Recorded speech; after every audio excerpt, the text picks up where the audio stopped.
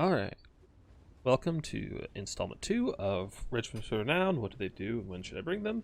Today we are covering the vampire counts. So, as I said in my last episode, this information will largely be geared toward domination. That's where my background is, that's what I understand best. But that doesn't mean this information is entirely useless for land battles.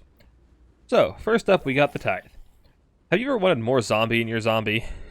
Are your zombies not tanky enough for you? Well, meet the Tithe. They have an extra 3,000 hit points, better melee stats, as they all do, and 20% fizz resist. So if you want, and an extra 40 models. So if your zombies aren't quite tanky enough, or if you just got an extra 100 of gold lying around, they're a fine inclusion. They don't do anything particularly special, they're just really tanky. So if you got an extra 100 gold lying around, always bring the Tithe. They're always worth it, really. Next up, the Kongstein Stalkers. Kongingine Stalk? I don't know. Pronunciations are weird. Anyway, they have poison. That's really their whole thing. Which, again, makes them tankier.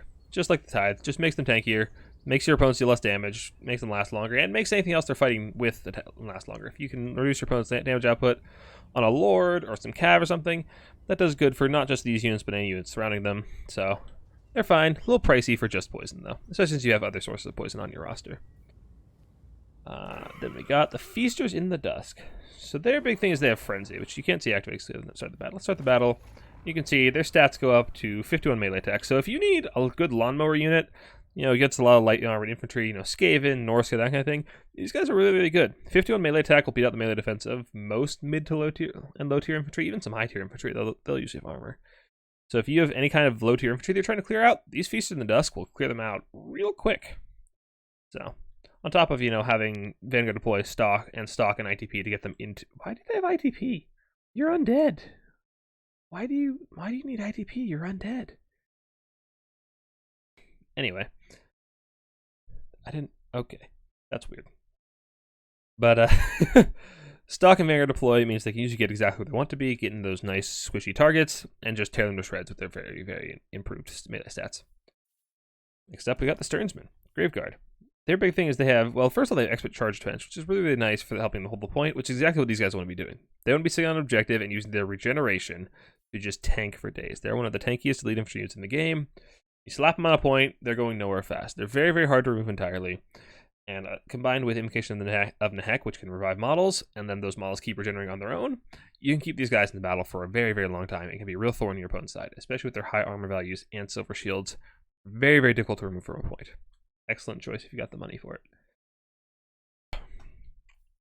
Next up, we got the Devils of Schwarzhoffen. ROR Vargeist, they cause terror. That's really their thing. They have better stats like every other ROR does. Every ROR has level 9 stats, but these guys cause terror. So terror really syncs up really nicely with what Vargeist usually want to be doing, which is rear charging infantry or cavalry units, specifically armored ones if you can. They hit really, really hard, and since you're flying, you're almost always going to get the rear charge.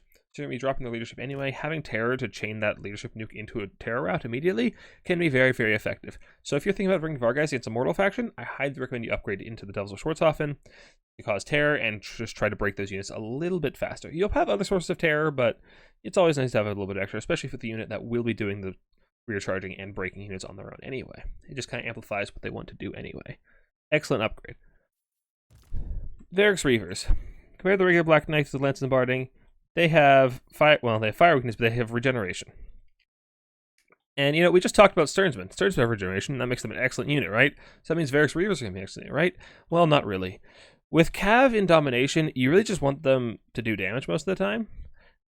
As vampire counts. For some factions, you want Cav to peel, but the counts, you want your Cav to be aggressive, you want them to kill things. Regeneration doesn't really help them in that job. It keeps them alive, but that doesn't kill things. You want them to kill things.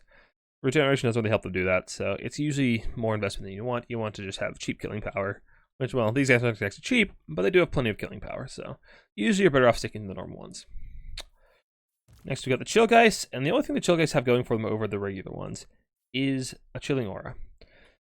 This is really niche. A unit this fast usually doesn't need a chilling aura to catch things on their own, so it's only really useful to help your allied units catch things. The only real application I've ever seen of this is to ride underneath a flying unit and slow it down so your Dragon Lord can catch them.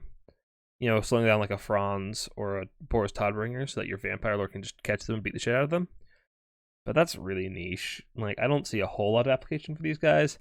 So I think if you want hex raids, which you usually don't, they're not a great unit in general, you're better off sticking to the basic ones. Usually. Next up, we got the Dire Pack. Dire Pack are anti-large dire wolves. That's all they got, and they're really good at that job. You know, if you need to be... A lot of times your dog's going to be recharging, you know, enemy light cav or chasing down skirmish cav, and if either you want to do either of those jobs, Dire Pack are excellent at that. Anti-large bonus is excellent to take down skirmish cav, light cav, anything like that I said. Excellent for helping you reinforce cavalry fights. If you're bringing dogs just to the standard, you know, disrupting missile units, you might want to skip out on these guys. They don't do a whole lot extra than missile units compared to the regular ones. But if you want to engage in the cav fight, these guys are an excellent choice. Now we got the RR Mortise Engine, the Claw of Nagash. So this thing has two things going for it. The first is 25% spell resist, which is nice if you're trying to endure, you know, magic missile sniping or a soul stealer blob or Found Trans. It can keep it in the fight a little bit longer, but it's okay. Then it also has a chilling aura, which I think it's even less useful on the Mortise Engine, to be quite honest. The one upside it has is it'll slow down incoming cavalry charges and actually reduce the collision damage they do. But I don't really see a whole lot of purpose to this, to be perfectly honest. There's not a whole lot of upside to having a slowing aura in a melee blob where nobody's going anywhere anyway. That said, the one thing it could be good for is, like we kind of had the Chill Santo yesterday, is if some Singlet each comes and tries to kill this thing, you know, Nakari, Malekith, something like that, they land on it, they can get stuck in very, very easily with that slow resist, or that extra slow, and then you pile in with your mass and just keep them there and kill them. So, if your Mortise Engine is likely to get sniped in melee, I could see it being useful, but generally you probably want to stick with the regular Mortise Engine. And that is all the RORs for vampire counts. If you liked the video, if you found it helpful, please, you know, drop a like, subscribe if you haven't. Like I said, I'm going to try to do every faction in one of these videos, so if you have a request on what to do next, please let me know in the comments. I'll probably be saving all of the game's 3 factions till after the patch on the 18th, because they should be getting new RORs, so I'll hold off on that until then. Other than that, yeah, thank you for watching. Please, yeah, back again soon. So long.